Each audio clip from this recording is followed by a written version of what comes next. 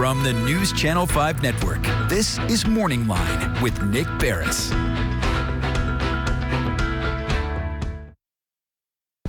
Good morning, everyone. Thanks for joining us on MorningLine, and Nick Beres here with you on a Tuesday. I was off yesterday, back in the saddle today. This is a live program for you, and we're going to talk about livability, riding a bicycle. When's the last time you rode a bike, or when's the last time you walked a distance, perhaps to work, perhaps to a park? Maybe you just like going for an evening stroll around your neighborhood.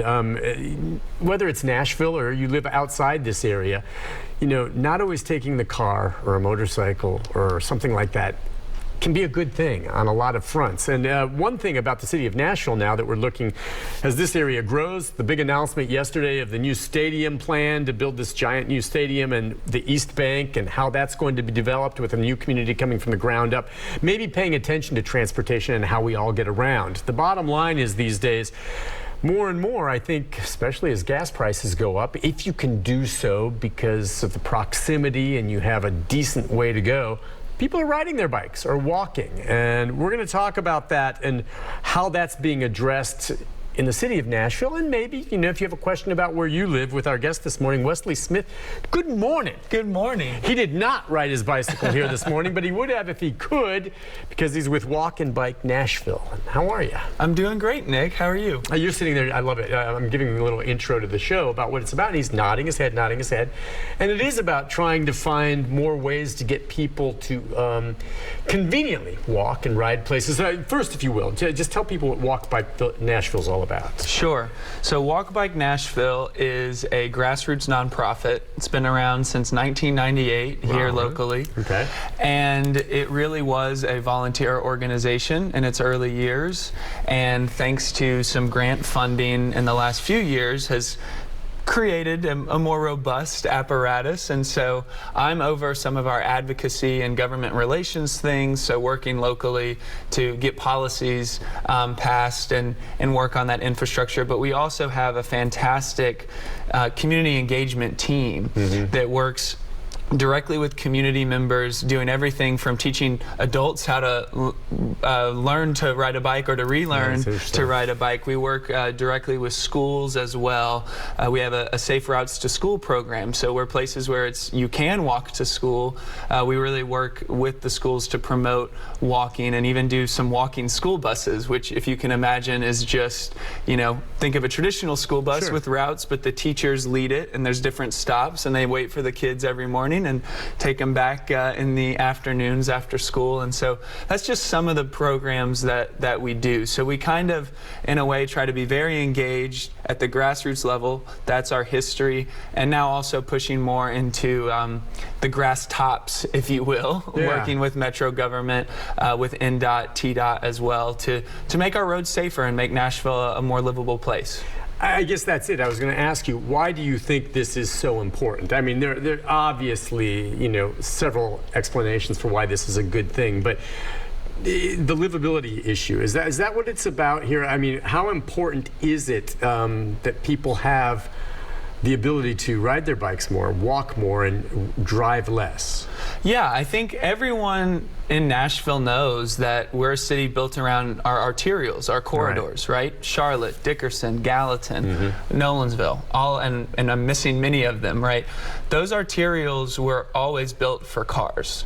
Right, we have a downtown core that's relatively walkable, like most American cities, but in the post-World War II building boom, all development was centered around cars. And so what that means, especially in highly vulnerable areas in Nashville, where people might not drive, might not be able to afford a car, they're forced to walk along these corridors that often either don't have sidewalks, certainly don't have bike lanes in most cases. So for those folks that either choose not to drive or cannot drive, it can be quite difficult to get around our city and quite dangerous as well. So the solutions on that front, and I guess since you said this group's been together since 1998, I didn't realize it. Back then, there probably weren't many bike paths at all. No. So you do see some now. The solution then is one, and we've heard all along, infrastructure and providing more sidewalks and safe walkways. So walking's one thing. We'll touch on both, but let's talk about the biking first. getting more of the bike lanes, dedicated bike lanes. Because I can tell you, still, riding a bicycle around downtown, I think you take your life in your own hands. Absolutely. And I can't say, are there many bike lanes, dedicated bike lanes around the downtown area at this point, or is it more still you're just kind of sharing the road with the cars? For the most part, sharing the road with the cars. Okay, so was a project you're gonna die. Commerce. And on top of that, you're sharing it with these scooters, and you're sharing it with, you know, some of these crazy, you know, hot tubs on wheels and pedal taverns and all that crazy stuff. I don't know. I mean, is it possible to have the space for cyclists to safely make their way through downtown? I think that's something. There's a study going on right now, Connect Downtown, and they're looking a lot at multimodal transportation, because you got to connect transit to this as well, okay. right? Right. Because I don't expect, like you said, I didn't bike in today. I'm right now living in pretty deep in West Nashville, but it would be possible maybe for me to take the bus in and then bike over to the news channel here. So we have to do them in conjunction. With downtown, I think what that means is taking car lanes away probably on some of the streets, right, so that you can have more transit and more bike and pedestrian access. Since we have that great street grid downtown, that's really quite possible. Yeah. It wouldn't affect car traffic all that much if it's done right, and that's something the Connect Downtown study is looking at. But I'll tell you a great example of where I think we can go. If you've been around 12 South recently, the bike lanes that they've built there are fully protected from the car traffic. Right. There's actually a median and a car parking for cars, so two buffers essentially between the bicyclists and the car drivers. And for most people, that's kind of the level of protection that would maybe invite them to get on a bike more often. Oh, game changer. Yeah. If you can do that. So, I mean, I guess for that, and I know what you're talking about. If you happen to be living out in the 12th South region and then you've got those bike paths, if you want to commute in and you work downtown, it only goes so far, and then eventually you're kind of out with everything, right? I mean, so is that what some people are doing, though, riding their bikes, commuting from 12th South downtown? Well, I don't think those bike lanes are quite done yet. Yeah, but all the way.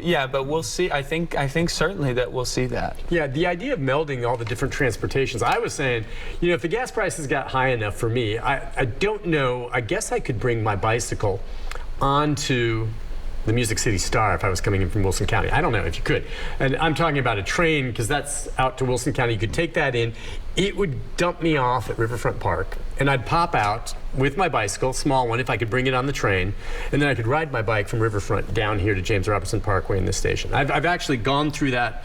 It's not gotten to the point where I've done that yet, hours in the train running, but do the buses allow you to bring, are there racks or things like this for bicycles? Yes, so as far as I believe all the WeGo buses do have a bike rack on the front. You pull it down, it's pretty easy to use. See, that's the ticket there, right? Absolutely. So you can get down close enough, and if there's an area you don't want to ride your bike on, you can get on a WeGo and bring the bike with you. Yep, absolutely.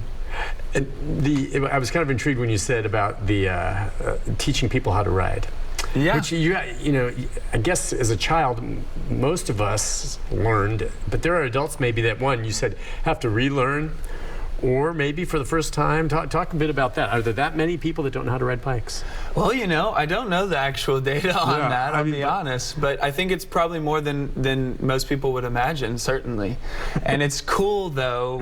I was at the adult learn to ride classes, and there was a gentleman. So there are classes. There are adult learn to ride classes. We do once a month. We go all over town. That was great. And there was a gentleman probably in his mid-30s, and he learned to ride a bike. He had never ridden a bike, and we work with Bike Fun, another local nonprofit. They actually are the instructors on the class, and we bring the bikes and help them out. But they teach it, and in 2 hours, this gentleman went from having never ridden a bike to being able to do it, and just the joy on his face, you know, because it's like being a kid again in a lot of ways. You know, it's much different from sitting in a car and sitting in traffic. And as far as children, you know, riding, you know, I remember a time, and maybe it's changed now, where I rode my bicycle to school. Now, there's all kinds of issues that come into play. I guess in neighborhood schools, as you said, the walking school bus is a great idea. But the idea of if you have a neighborhood school and the bike lanes for children to actually ride to school. Yeah. I mean, we'd love to see that, and it sometimes I think requires looking at other examples. You look at Western Europe that has a lot better bike infrastructure, and families often will have a cargo bike, and the mom or dad will load up the kids in the basket, and they'll go to school.